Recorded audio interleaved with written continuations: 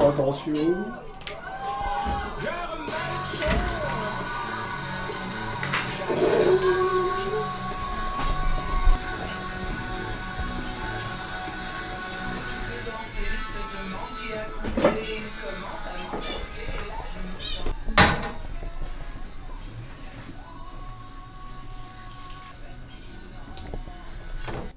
Le toilettage est effectué par l'individu lui-même. Nécessaire toutes les 48 heures, il peut être négligé. La peau, les dents, les cavités naturelles accessibles sont émoulées à la main ou avec un accessoire utilisant l'eau.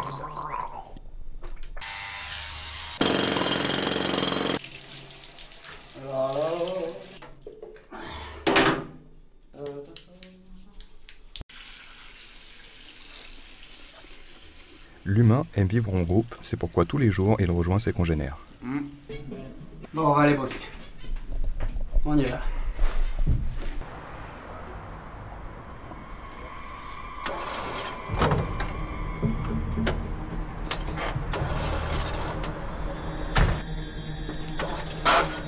Vas-y, essaye une fois. Faut que je regarde l'intérieur.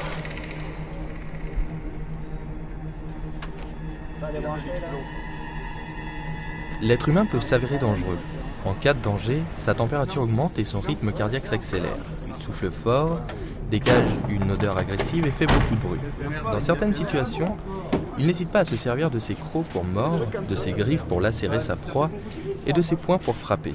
Qu'il se défende ou qu'il attaque, il ne fait pas bon rester près d'un mort en colère.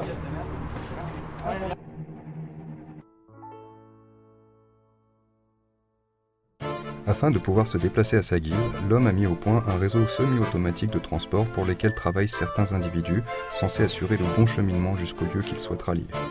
Ceux-ci ont une grande connaissance des routes et chemins et se servent de grandes machines pour récolter les voyageurs.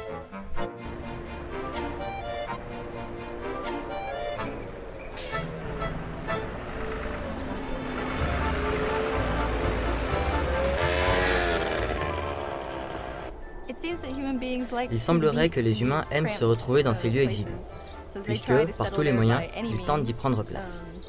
Ceci prouve l'existence chez eux d'un esprit collectif important, de manière instinctive, qui est tout à fait intéressant.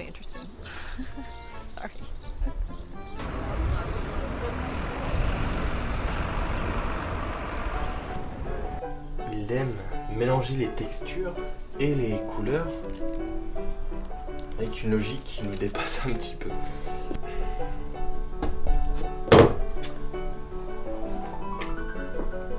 Bien étrange espèce. Jeff, tu veux sentir?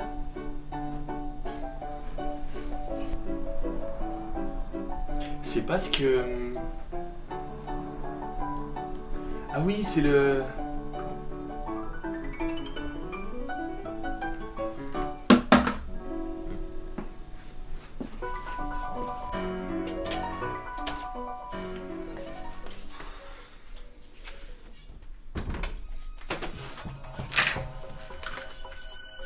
Vous êtes encore là?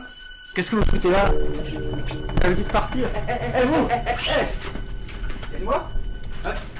Pour qui vous me prenez? Qu'est-ce que vous voulez? On a commencé à avoir peur pour notre vie. Surtout quand il est devenu tout rouge. On a essayé de lancer des barres de chocolat, mais ça n'a pas marché. Pourtant, ils sont assez friands de ce genre de nourriture. Ça donne un peu plus d'énergie, ils ont tendance à courir un peu partout.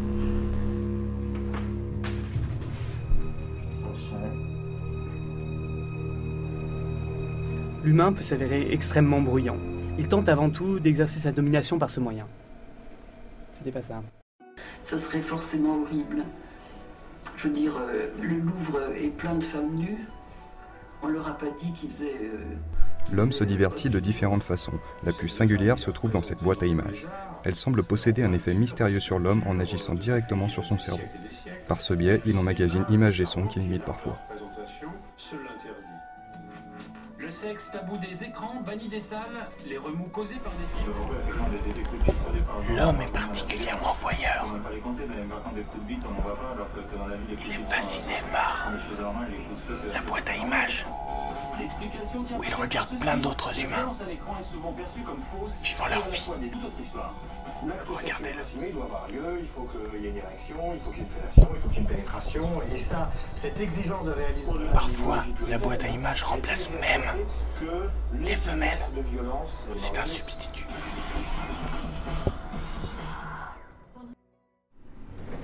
Nous avons isolé un spécimen en labo, pour l'étudier du plus près.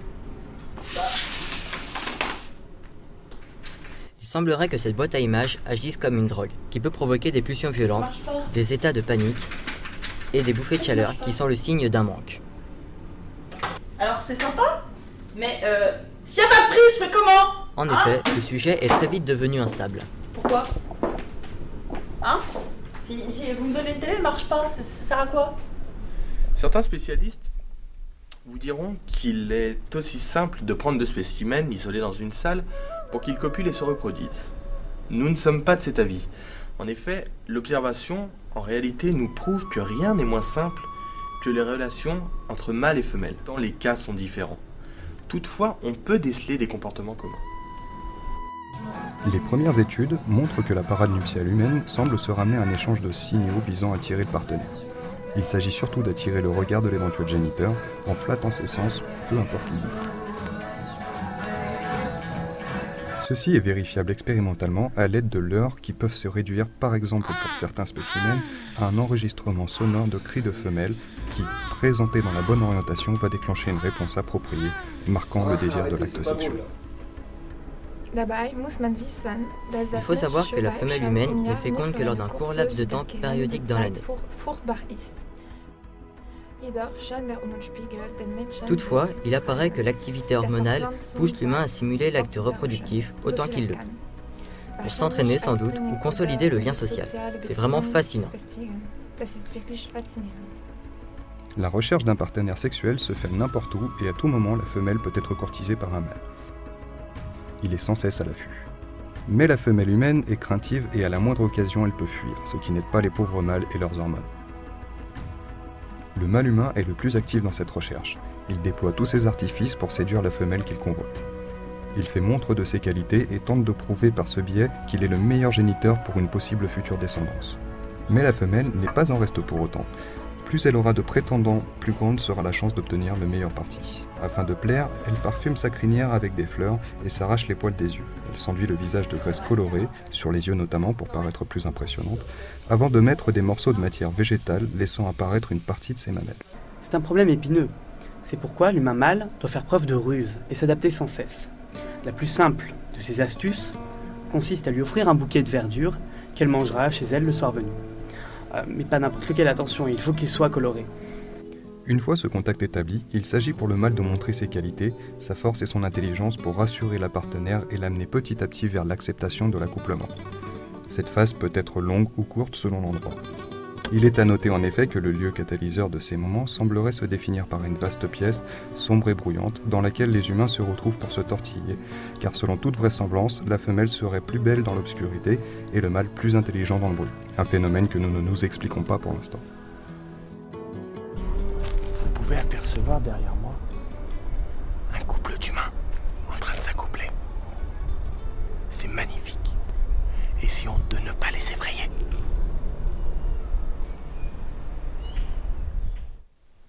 Une fois franchie, cette étape s'achève par le verdict de la femelle qui exprime par des sons et des claquements de bouche son avis sur la saillie. Observons plutôt et tentons de comprendre ce moment si important.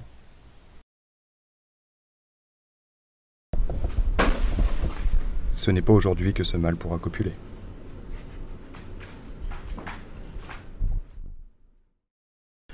Heureusement, cela ne se passe pas tout le temps comme ça. Et dans certains cas, mâles et femelles se retrouvent et s'imbriquent. Ils se tortillent et gémissent en chœur, pour vraiment se reproduire. Et ainsi, le cycle recommencera. L'être humain est vraiment un animal étrange, n'est-ce pas? Qui n'a pas fini de nous surprendre, de nous amuser, et peut-être même de nous étonner. Nous avons passé pas mal de temps avec eux, et nous pouvons vous dire que c'est vraiment un animal fascinant. Nous pouvons que leur souhaiter de prospérer, au moins jusqu'à ce qu'on arrive. Ne manquez pas l'émission de la semaine prochaine. Encore une aventure extraordinaire avec toute mon équipe technique, Jeff, Zach et Bill. Ou l'inverse. À bientôt.